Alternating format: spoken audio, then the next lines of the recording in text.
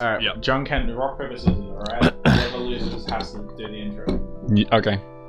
John, wants Ken, to Pon. Boom. Do I have to go? No, Sure. wait. Oh yeah, Well, whoever loses, yeah. Okay. I forgot. Hello and welcome back to the Quaranteen Critics podcast. I'm Kalen. And I'm Charlie. And today we're going to be doing a little Star Wars episode for all of you. And we're actually joined with some special guests today. You could call them nerds, idiots, buffoons. We like to call them our friends, but they're massive Star Wars nerds, and we thought we couldn't do this without them. Today we've gathered the nerdiest Star Wars fans that we could, because we know how much you guys love Star Wars. Yeah, that's true. And you're the kind of guys to, not just watch the movies, but you like to watch all those YouTube videos on the comic books and all that. Yeah. And then make fun of people if they don't know what color. Yeah. Yeah. And then you make fun of people because they don't know what color Qui-Gon Jinn's nuts were or something like that. They don't know the origins, mate. Yeah. Fake fan. Alright, do you want to introduce yourselves, or do you... Oh yeah, I'm Luca. Tell... And I'm Patrick. I'm currently eating a muffin. Yeah, he won't be speaking a lot at the moment. So, the plan for today is to just dive into the Star Wars universe, talk about its strengths, its weaknesses, the movies especially is probably one we're going to be talking about, the prequels, the sequels, the sequels after the sequels, and the prequels before the sequels. Well, before we even get into that, I think it's important that we establish that we're doing 3 episodes of this. So there's going to be a lot of... the next 2 episodes, including... the next 3, including this one, are all going to be Star Wars. So if you don't like Star Wars, bad luck. I'm sorry. Yeah, we could... I guess we could, interchange with an episode in between, but we're probably not going to do that. But yeah, we're going to split it up. So the first episode is going to be prequels, second is the originals, and the third is the sequel trilogy. And today we're doing the prequels in this episode. Excellent. Which we know is probably both your guys' personal favorite. Would that be safe to say? Yeah. Okay. Definitely. You're right, you're just kind of staring off blankly there, Patty. I'm just ready. Alright.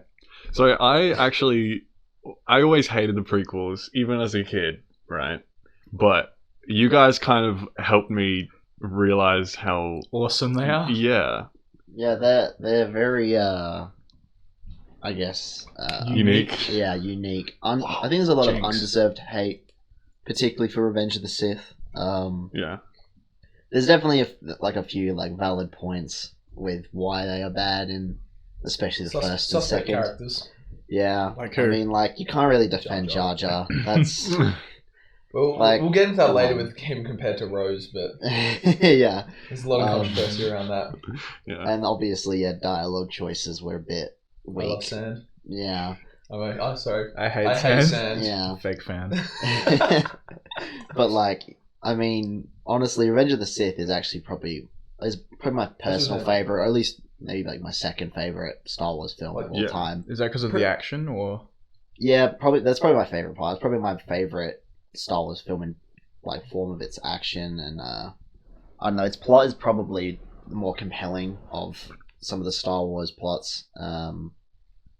But again, the prequels really do get a lot of hate for maybe having a few downsides when there's actually a lot of upside to it, So I reckon, which I think is overlooked. with the prequels, ultimately as a whole movie, they had many flaws, but I reckon they hold some of the best moments out of all the movies. Oh yeah, definitely. Well, it's easily the most quotable. Of by course. far. The amount Yeah. of memes that came out of those movies is beautiful. But Yeah. Phenomenal. Because you can't tell me a single quote out of the sequel trilogy right now if I asked you. Whereas if I was just tell me a prequel quote, you'd be like, hello there, General Kenobi. This is where the fun begins. Yeah, you just start going off. I think most of us here can recite the entire dialogue between Anakin and Obi-Wan from Revenge of the Sith when they're on in their final fight. Yeah. I hate you. Honestly, but I think there's definitely a lot of say cringy moments and stuff this is pod racing and all that, And the Metachlorians. Yeah, as well. there's a lot of aspects of the prequels that are clearly directed towards kids and kind of devalue how people see the prequels. But a lot of extra information that we didn't need. Yeah, Going back to the midichlorian thing, like we wanted the origin story, but we didn't need to know about that stuff. Like I don't need to know where the Force came, like why people have the Force, to, like feel better about myself or know about the lore.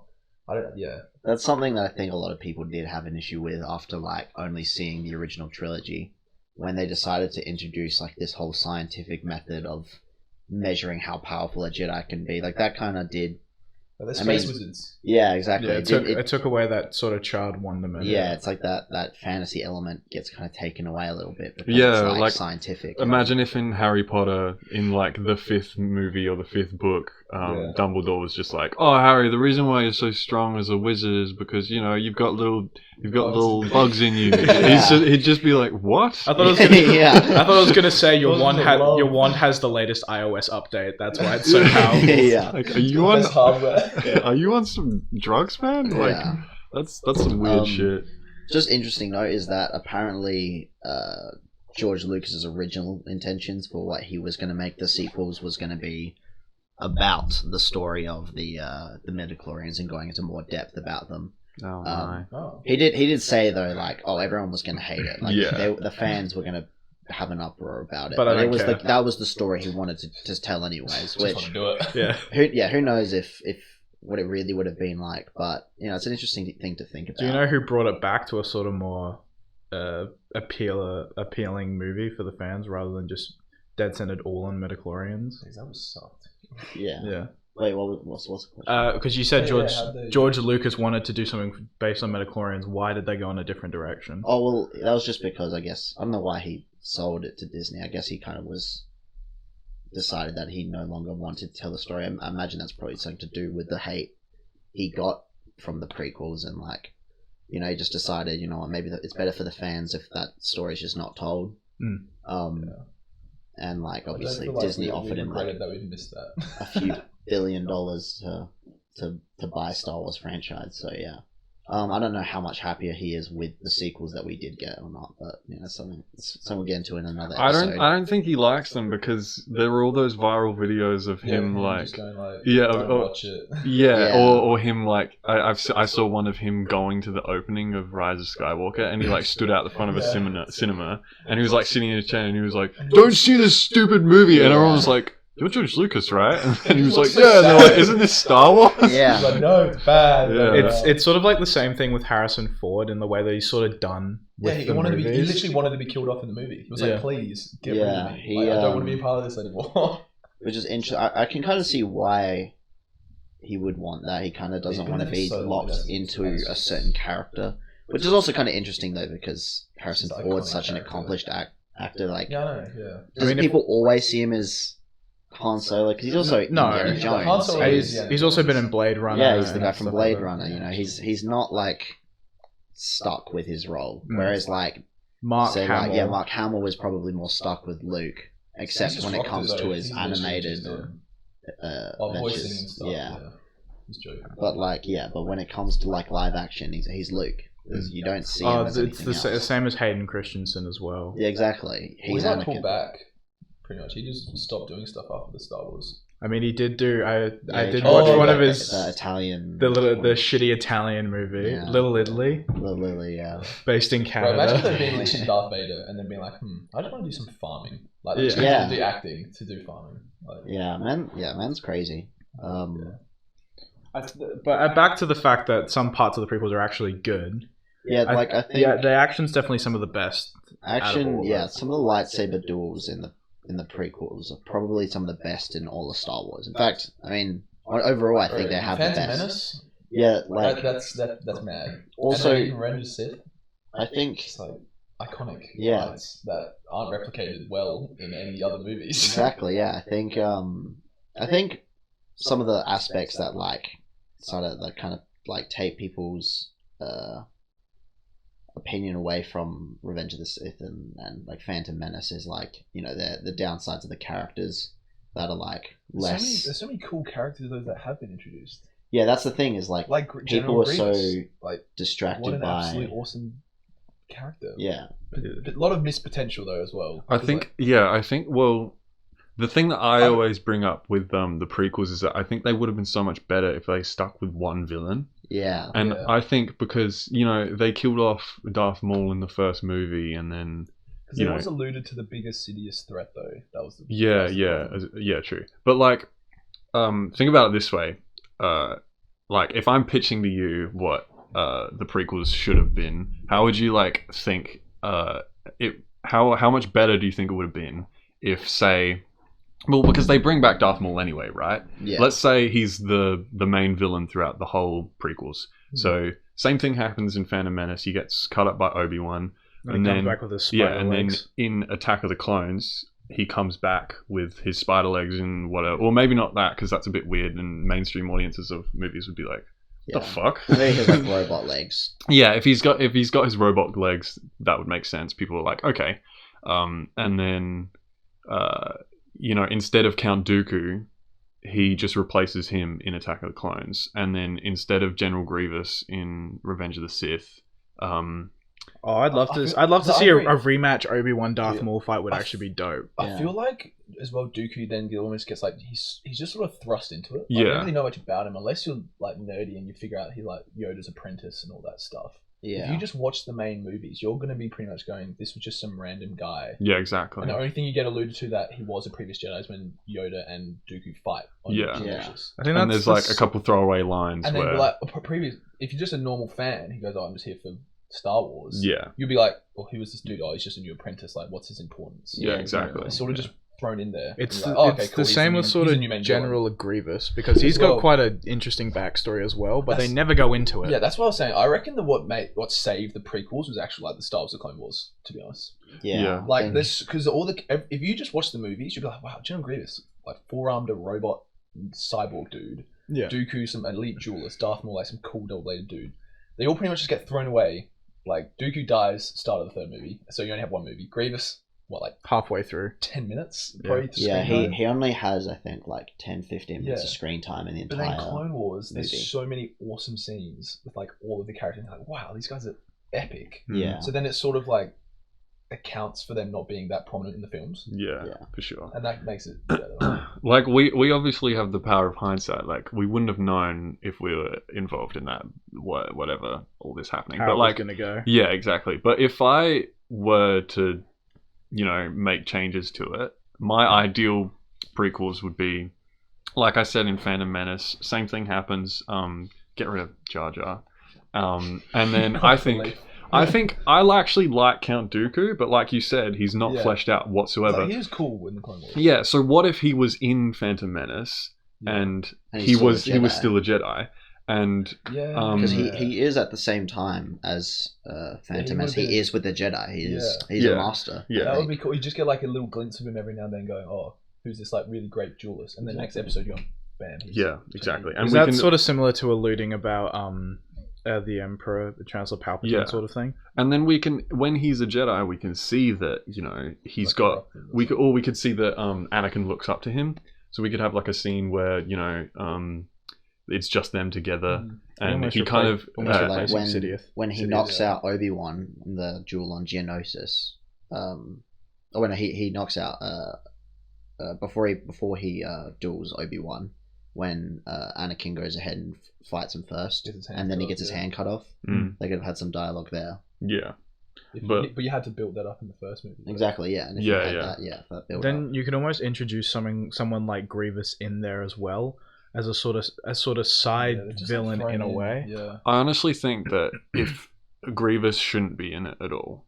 Really? Yeah, because like I think Darth Maul should be like the main focus, because like he's so cool, and they just got rid of him, and then they make him come back in all the comics and the shows and stuff, but it's like not like 95% of the audience don't. Yeah, but they don't know that. Exactly. And the only chance that mainstream audiences got to see that was in the Han Solo movie. Was that they were like, he's back. Yeah, but then all the fans, all the like hardcore fans were like, okay. Yeah. And then everyone else was like, how the hell is the actual back? Yeah. So it's like it's such a split. But I reckon if Attack of the Clones, he came back, and then you see Count Dooku fall to the dark side and replace Darth Maul, and Darth Maul is like really angry, and he's got, and that way instead of, because in Revenge of the Sith, General Grievous is like Obi-Wan's main like villain, but why isn't it Darth Maul when he comes back, right? Yeah. So then throughout the like, prequels, almost like try substitute Grievous for Maul. It'd also be a more satisfactory duel as well, because it's the whole backstory with him. Climax. With him killing Qui-Gon. There's a lot more and then emotion versing him and coming back instead for a of him rematch. just fighting Grievous, this character, you're like, wow, really cool to view, but like,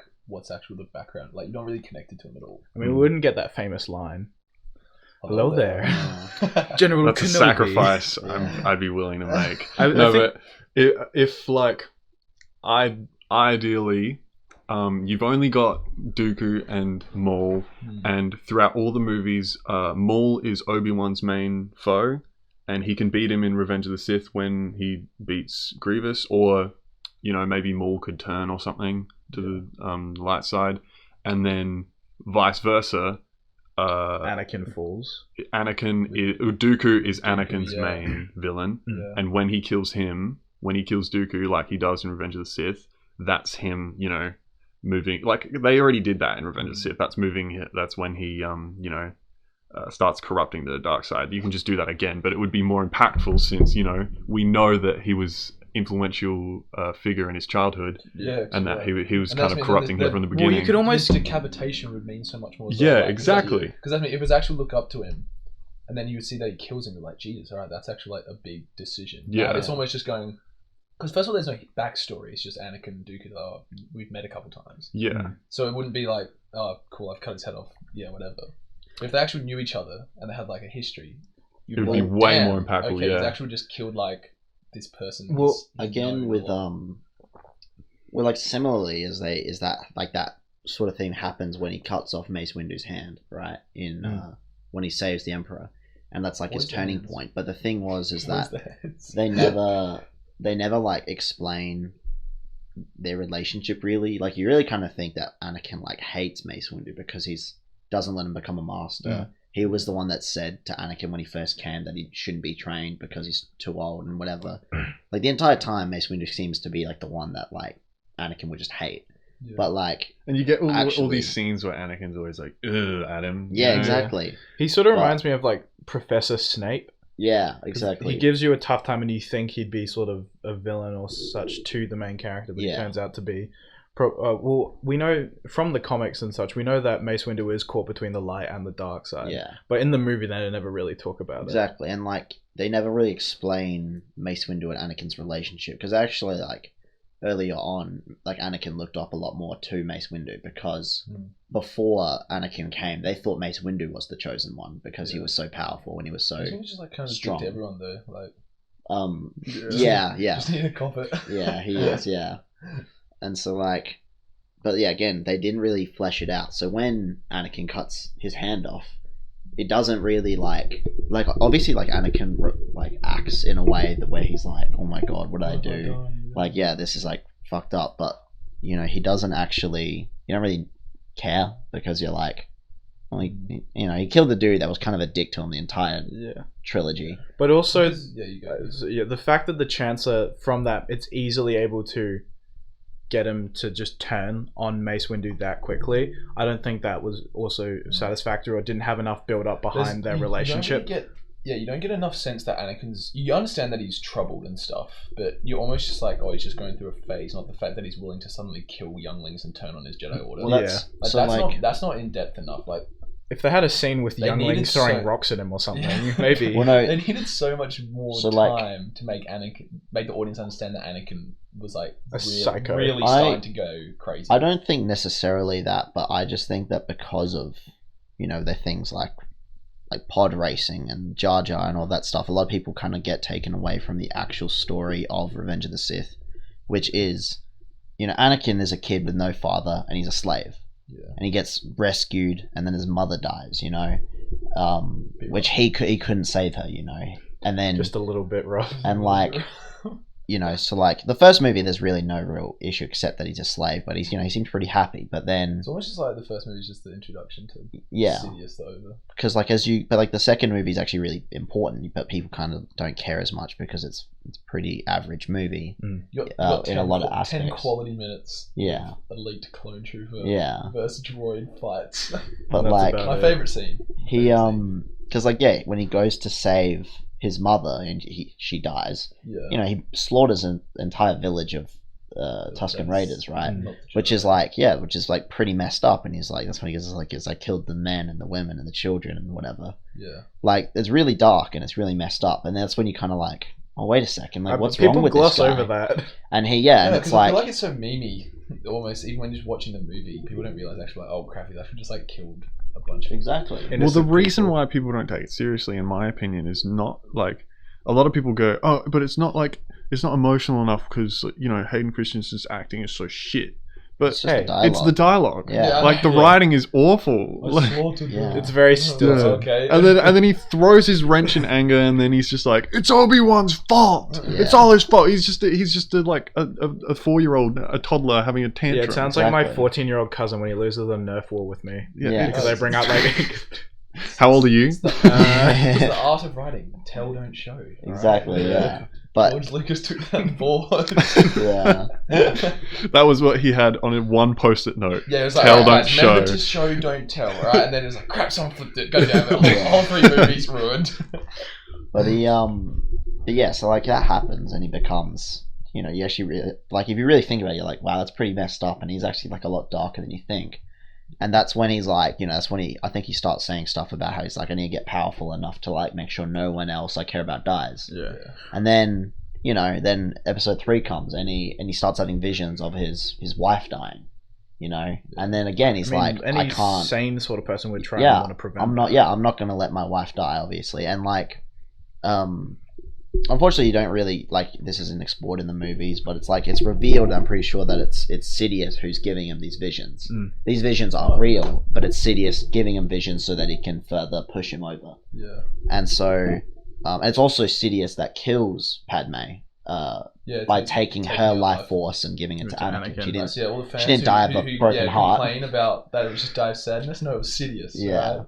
Stole his life force, gave it to Anakin so he could live. Going back to him being super dark, though, with the build-up of him chopping off Mace Windu's hand, the dialogue there sort of doesn't make sense to me, because he slaughtered all these women and children, but then he's like to Mace Windu, it's not the Jedi way to kill him, when he says he's too dangerous to be left alive. He's literally just killed hundreds of Jedi at the Jedi Temple. And like, No, he hasn't killed them yet. Oh, that's after, right? Yeah. Oh, yeah. Well, that's because, like, I don't know really, I guess he's kind of like, the thing is, though, it's because of his relationship with Mace Windu in this scene, right? You see, he sees Mace Windu as he's the I think he's big man on campus. He's not the Grand Master, he's the Master of the Council, which is like, it's the second highest role in the Jedi Order. Yeah. He's the epitome of Jedi. Yeah. Right? And he's like, if this is the highest Jedi besides Yoda, and he is willing to kill this man, which is completely against the Jedi way, then the Jedi Order is broken. And so that's when he loses all faith in the Jedi Order. And so that's why when he cuts his hand off, and then he just immediately, he snaps. He's like, what have I done? And that's his point of no return. Like, imagine if you have just killed a person, like you've murdered them, then like, are you going to just turn yourself in? Or are you going to go on the run? Are you going to just do whatever you can are you just committed to this life now? And that's what happens to Anakin. I think that's what's funny about, like, that took you 20 seconds to explain. That they could easily have included something like that in the film. Yeah, it's something that they never really explore enough in, is that particular instance, because it's so quick. They just switch. Again, like, that could have been dealt with if, like you said earlier, if they actually established a relationship between Mace and Anakin, because the relationship that does exist there is that Mace is always pressuring him to do everything that's right by the code. And Anakin always wants to, do his own thing. Yeah. And then, like you said, when he's confronted with Palpatine, Mace Windu just decides to throw those morals out the window just to, get it over with. And Anakin's like, why have you been pressuring me this whole time if you're not even living by the code that you keep pressuring me to, live by? So, yeah. Exactly. But, like, most people who watch that, it'd take you a while to, like, it's too much that you got to think about. The movie has to do a better job of, explaining it. Exactly. Ultimately, people are just there for laser swords. Exactly. They're not there analysing it, so it makes it hard for them to actually understand why. That's why people, I think, love the TV shows so much more, because it's so much more time to go in depth about these smaller little things. Like the relationship with Anakin and Obi-Wan, I reckon, is even still pretty horrendous in the movies. Like, Dude, that Attack of the Clones elevator scene when he's Oh, like, yeah. "You got that nest of gondars," and then he's just like, "Oh yes." They just talk about like a random time, crap. That, yeah, like, and it's like again, the like audience meant to go, "Oh yeah, that time," and you're like, but we never saw that. it's like, George yeah. Lucas's post-it note saying "Tell, don't show" again. Yeah, that's it's why. like you don't understand their relationship. Like you see all the witty and banter, then it's almost because you don't appreciate it. It's just like Kenobi, like sort of being a dick to Anakin, Yeah. being a moody teenager. Yeah. It's like you have to watch the Clone Wars to actually be like, oh, it's actual just their witty banter. Yeah. Because Well, they do if that- you don't appreciate. Exactly. You're just going, well, are these guys actually even friends? Like, Yeah. do they even like each other? And then it's like the big climactic fight in Episode 3, and then you're like, oh wait, but well, so they do have a really good relationship. Yeah. And you're like, Yeah. hold on a minute, like you were my brother, like you didn't really show Yeah, that. you don't You're like- really. It's really only in episode 3 that they actually like seem It's like, yeah, because he to goes, care oh, about each other, yeah, when because they have like the banter. yeah, Kenobi goes to when fight they're Grievous, and he's like, you are way better than me. And Exactly, it's yeah. like, you've done everything. exactly, And then yeah, He's like, I love you, Master, and then yeah. yeah, Episode 3 is way better, does a way better job than Episode 2 at that, because like Yeah.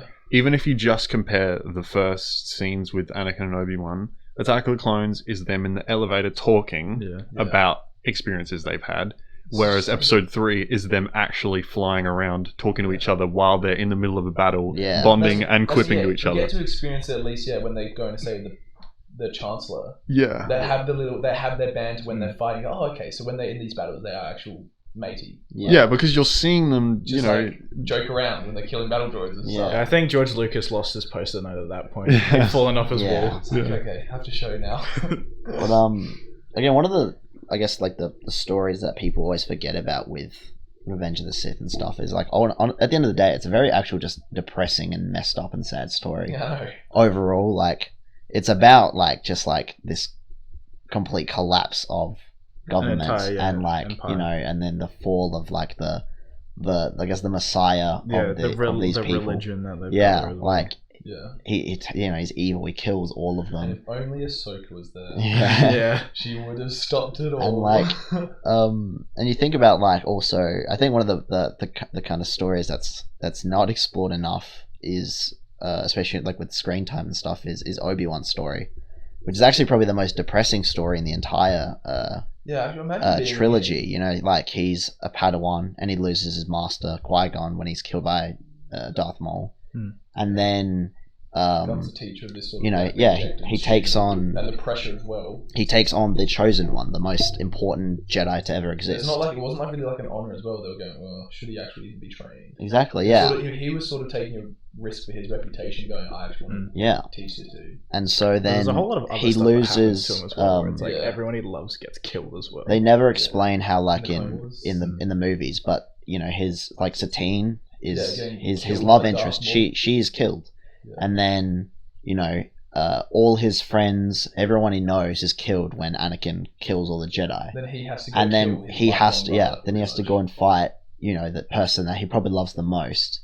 Yeah. You know, his the person he sees as his brother. You know, he's known him since, you know, however old he was in think it was Phantom about Menace, like 11 or yeah, something like like that. 10, 11 or something like that.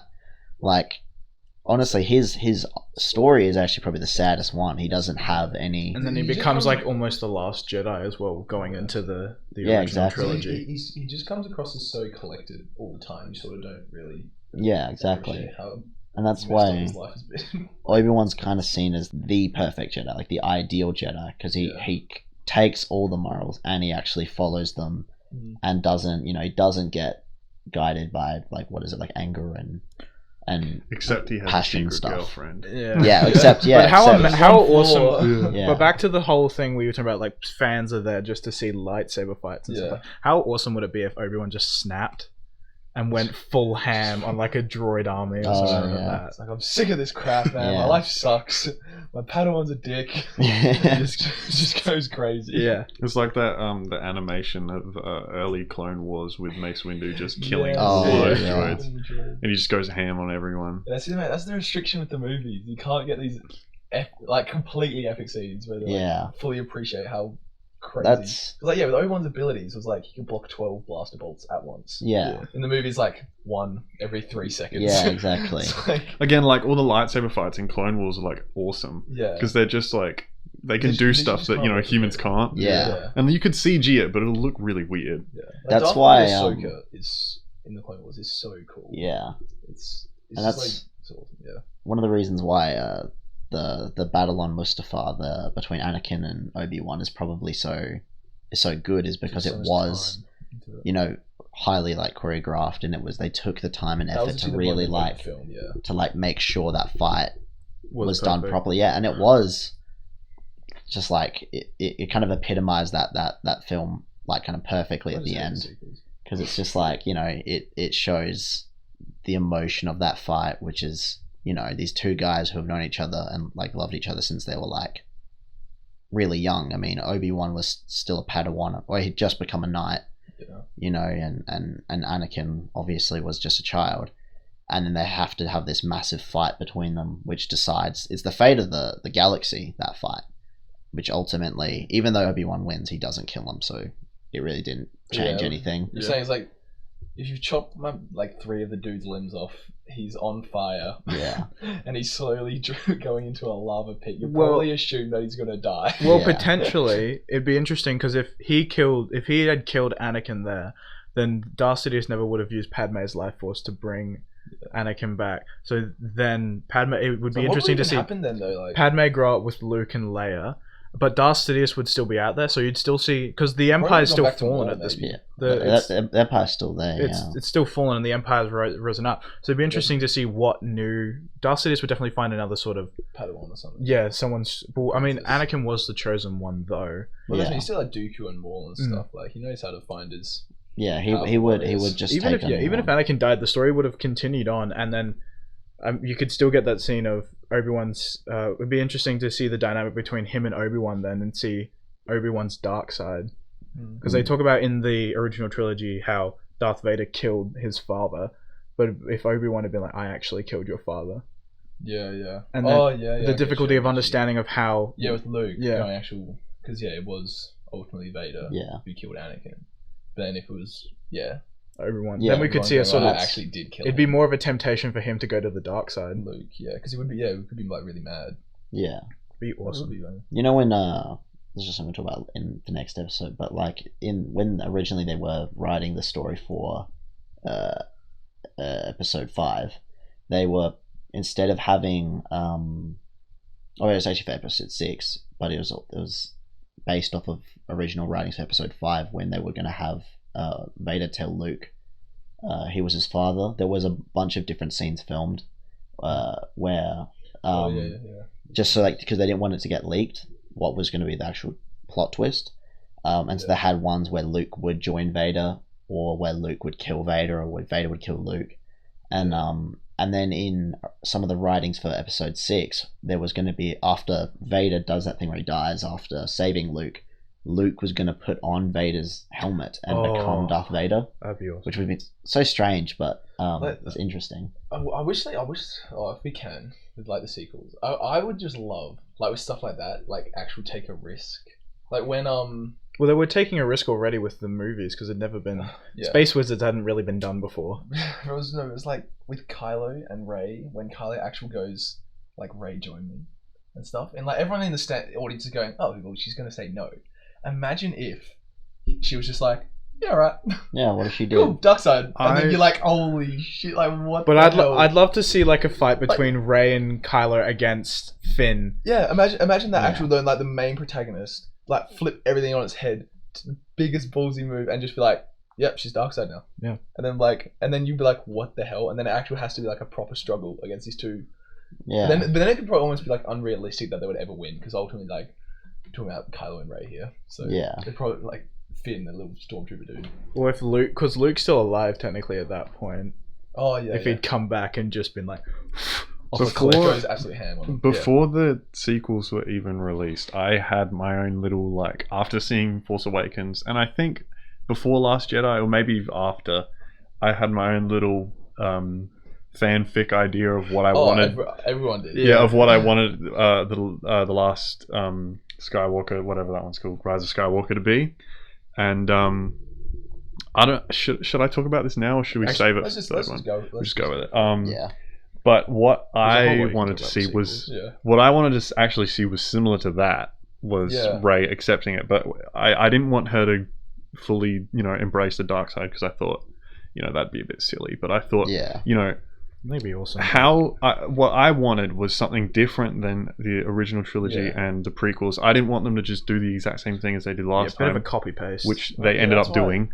But what I thought, how are they going to end this saga that is different, satisfying, and also new at the same time?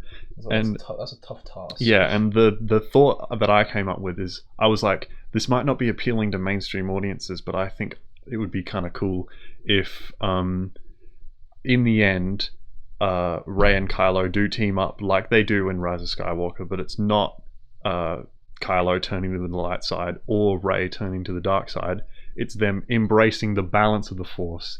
And it's like going count everything. Yeah, and Going because to, like, because a they're great, both great conflicted, Jedi. right? Yeah. Ben Kylo, whatever, is, Swallow Ren, he's whatever you wanna pressured call by the light side and the dark side. Same with Rey. So they're both kind of in the middle anyway. So why not take that idea and make them both acknowledge the power of the dark and the power of the light? Like, And then I thought, since Mace Windu obviously had his purple lightsaber, which was symbolic of the middle of the Force, why don't they, get purple lightsabers or something like that? Well, Rey gets a yellow lightsaber at the end, that's a grey Jedi, isn't it? Yeah, well, I don't think it's Well, they never really explain it, because there's a lot of conflict about the meaning.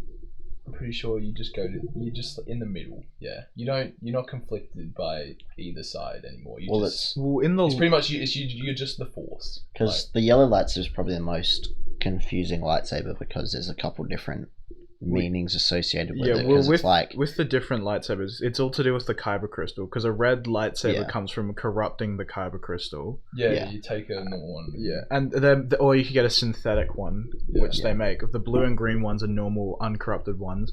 There's like a white lightsaber, which is when a corrupted one becomes purified, but they don't talk about the yellow one as much. The yellow one, you see, because there's like the different examples of it. There's way back in the Old Republic, there's the Jedi Sentinel, I think it was the ones that use yellow. But there was the Temple Guards as well have yellow ones. Exactly, also. and then you have Temple Guards, and then in Star Wars Legends, the expanded universe, there's a lot of different examples of yellow, but there is kind of not known what canon Star Wars yellow lightsabers are. Like in Disney canon. Yeah, exactly, in Disney canon. They because there's a lot of stuff that don't explain. Disney's never really gone to explain it, because we can't assume anything from. You can't say, that meaning is actually what Rey is yellow. Exactly, because Disney can just decide what it is, and it could be completely. They're gonna make they're gonna make it at least either another trilogy or a follow-up movie. They've got at least, I think. It's the problem with having a big company. Has nearly almost got a locked-in trilogy for himself, which I don't know. We'll see how that goes. And then is it the Game of Thrones brothers? Yeah, the Game of Thrones director is given the trilogy, I think, which they're planning on doing in the High Republic. I think I'm interested in how it works though, because there's no conflict. So is it just like moral dilemmas, or is it just like Jedi taking death sticks all the time? That brings it back to like the Metachlorians and all the talk about the Senate. It's sort of the boring stuff that no one wants. Like, I would always get around that if they do it well, because like I enjoy a slow movie, but if they do it really clean and they just explore the lore awesomely, I reckon there's enough diehard Star Wars fans who like know all the lore and stuff that will go, I'm actually interested in knowing how this is portrayed in a film. But they won't do that though, because they want to get as much money out of it as possible. Get down. Well, I imagine that their intentions with these sort of I just don't know what they do with it. These like I guess like they're not even prequels. They're like before prequels. They're like a new era, pretty much. Yeah, they are trying to. It's more, I think, world building, because they've seen what they've done with Clone Wars and with especially Mandalorian, which is they know it works. Like, think that those shows didn't contribute to the plot really in any way, except for building the world and environment, and like I guess like some relationships in Clone Wars. Love the Star Wars universe. Just the universe, not like the story. Yeah, just the universe. Because like it's in. Mandalorian was hugely successful, and they didn't really. I mean, there was not even lightsabers in that. It was just these characters. Going actually back on that, I think the reason Mandalorian was good was because it was gritty. That's what I liked. It was edgy because going back in as well. It's probably because the target audience, but to be honest, the prequels and the original series, they are so much more gritty than the sequels. Yeah. Like, and I feel like that's what a lot of people have missed, because like it's so you watch the new Star Wars movies and you go slightly romanticized. Yeah, it's like kicking jokes every now and then. Yeah, it's like because it's almost like fun war, and I'm yeah. I know it's still fun war in the prequels, but you've still got those elements of darkness, and the reason for that is because but killing younglings and slaughtering villages. But like if you look at the prequels, they really take that much darker approach. We're killing younglings. That's why I wanted it. And the reason why I think the sequel movies are like that is because Disney have fallen into the Hollywood norm of today, which is modern Marvel formula. We talked about this in the Minions podcast again. They're not trying to. Don't be Marvel. You're Star Wars. It's because every big budget company making movies, producing movies, they want to emulate what's popular, and they found that the best formula is with action films. You just gotta have those elements of comedy, and you gotta spruce up the contrast of the color, make it all colorful. And you gotta Mandalorian just completely opposed that. It was dark. Yeah, it was dark. It was stale. gritty.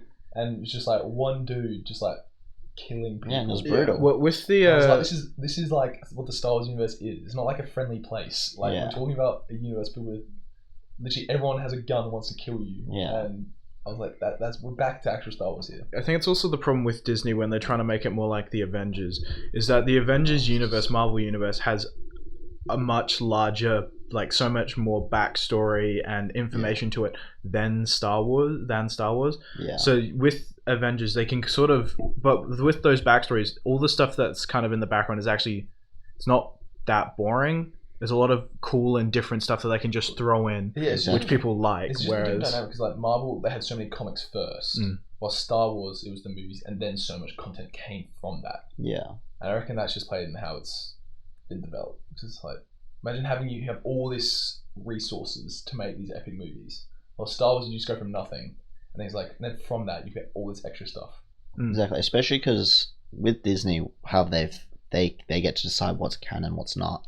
They haven't really created a lot. They've like what they have made canon compared to what's out there in Star Wars that's not canon is minuscule in the grand scheme of things. But they can bring in at any time this stuff. They can just be like, this is canon now, and this is included. Okay. Which is something I don't think they have decided to do a lot with. I think they've like really been deciding that this isn't really what they want to do. They want to just make their own stuff. But I think recently they've come around to the idea of it, mostly because of Jon Favreau and Dave Filoni with the Mandalorian and the Clone Wars, where they've been introducing ideas that have been from in Legends that they wanted to bring back. Yeah. And even with the latest sequel, a lot of the idea, like the plot points in the sequels can actually be compared to what was originally the story after Episode 6, which is because Kylo Ren existed, didn't he, in comics and stuff. Ben Solo was a character in comics who the does Knights of Ren is become not fleshed out nearly as much. Yeah, but Ben Solo was a character in the Legends, I'm pretty sure, who did fall to the dark side, and there was in the Old Republic a similar character to how Sidious comes back from the dead. There was a Sith who comes back from the dead because it's like his hatred and his dark side energy was so powerful that he would just keep his living soul in his dead body, which is kind of comparable to Sidious, because Sidious looks dead, dead as hell in Rise of Skywalker. Yeah, and it could be that because they never explained why, but he could be, he could be doing the same thing where he's just using his dark side, energy and abilities to keep his force alive. I just wish they went with the canon story. Legends. The Legends, yeah. Yeah, it was do you guys know the Legends more? I'm familiar with a bit of it. Do you know, Charlie? So it's pretty much this species that hates literally anything Force is from another universe, and they've literally just conquered that whole universe. And then in the pretty much the aftermath of Endor, so the rebellion's like cleaning everyone up. The Empire's like getting crushed. These guys just yeet into the galaxy and like, yo, we're here now, and we're gonna literally kill everyone. And then it's all the heroes have to work, so they have to work then with the Empire to like try. And they literally collectively they nearly lose to this invading species of like almost barbaric, force hating people. Yeah, and it's like really brutal. I'm pretty sure like Chewie dies or something, doesn't he? No, like main characters die. Yeah. Like Captain Commander Thrawn or whatever, like awesome Imperial captain. He's like fighting them and everything. Super epic, like galactic conflict. And then we got like some Rey. Well, like it's interesting because again, that was so epic. They took like bits and pieces, like the First Order kind of thing. Kind of did exist in the original Legend story. It was like because like the Empire didn't just collapse. It wasn't like they're all like we're done now. Yeah. Lots of we all surrender. Lots of officers decided to like make their own like Imperial factions and stuff, and like there was tons of little like pocket factions, including like a lot of them went into the unknown regions, like so who's talking? like the First Order did. And sort of like a Hydra, you cut off one head, you're still going to get like a bunch more growing back. And so, these race, the Yuzong Vong, they like the thing about them is they're immune to the Force. Oh, that's why I hate anyone who has the Force. And so like they had like their whole universe, which they ended up conquering because originally they had a really strong connection with the Force. The whole society was based off of it, and then I'm pretty sure they had one original planet or something. Yeah, and then it was a living planet, which was like really connected with the Force, and they used it to expand their people. But I can't remember exactly what happened, but they ended up pretty sure becoming because weren't they fighting? Yeah, they were fighting like droids or something. Oh yeah, they encountered a race of sentient like robots, which would and they destroyed their home planet. Yeah, which would they would enslave every living race they found. And so when they found these robots, they immediately got enslaved. And so the Yuzong Vong then had a huge hatred for anything like technological. Yeah, because they were all like natural. Every like weapon and stuff they had sort of like the original Mandalorians. Kind of. Yeah. But they literally barbaric, like. Yeah.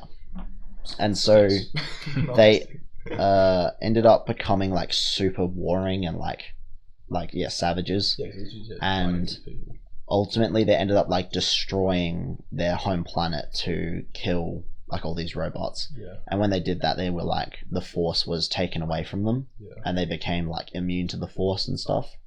Wait, immune to getting attacked by it, or just being like Jedi couldn't do stuff. Yeah, they couldn't use the Force against them. Yeah, so they're actually like really effective at killing. Yeah, and they developed these like technological like ships and weapons and stuff that they would use to like travel across the galaxy, and eventually they destroyed their own universe so much that it was like they had to literally uninhabitable. So they decided to leave, and they built these massive like planet like vessels. Yeah, like living planets essentially that they would travel on, and they just traveled through space infinitely until they found the Star Wars universe. Yeah.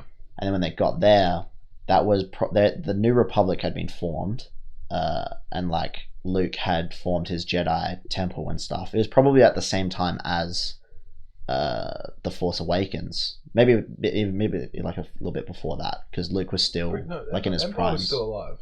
Yeah, the Empire was still alive then, but it was a similar timeline. It'd be further back, because Luke formed his Jedi temple quite soon after the events on Endor.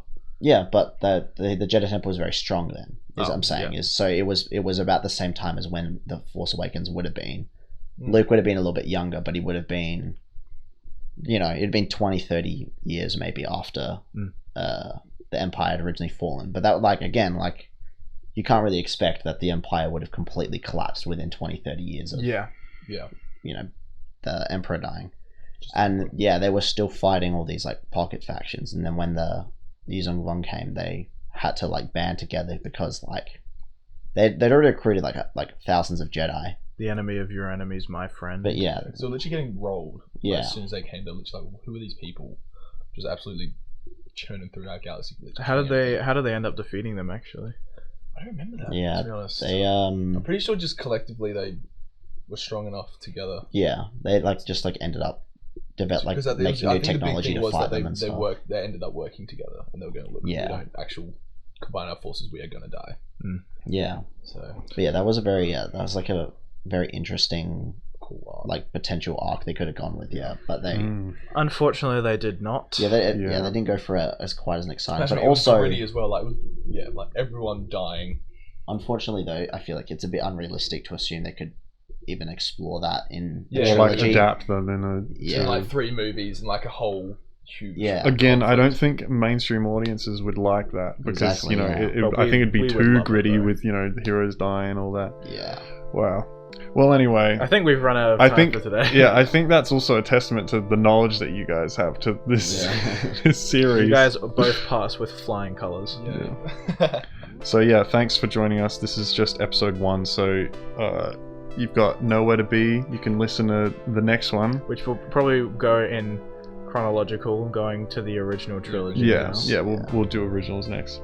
There's enough about the sequels to talk about. Have a little feature. Yeah, for sure. Honestly, the originals are what I'm worried about the most because I feel like we both have we all have very strong opinions on the sequels and the prequels, but the originals, it's just going to be us going, yeah, it's good. Yeah, we all like it. It's pretty solid. Yeah. I think we'll just probably We'll probably just go more in depth to the acting choices and such, and less so than the lore. Yeah, for sure. Anyway, thanks for joining us. We'll see you next time. Yeah, cheers. Bye. See ya.